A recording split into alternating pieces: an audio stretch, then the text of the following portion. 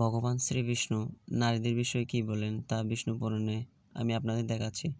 তো এটা হচ্ছে বিষ্ণু পুরাণের ৩য় অংশ ১২শ অধ্যায়।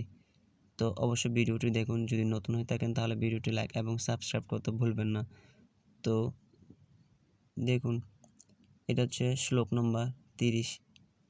তো এটার বাংলা অনুবাদে আমি আপনাদের দেখাচ্ছি। দেখুন, বুদ্ধিমান ব্যক্তি নারীদের অপমান করবেন না, তাদের বিশ্বাস করবেন না এবং তাদের ঈর্ষা বা তিরস্কার করবেন না।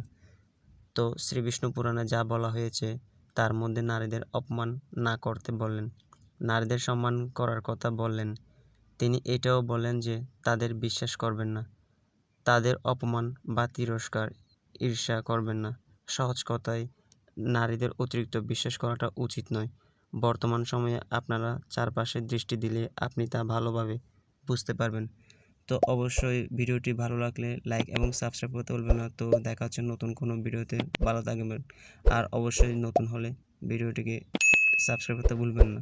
তো ভালো থাকবেন, সুস্থ থাকবেন।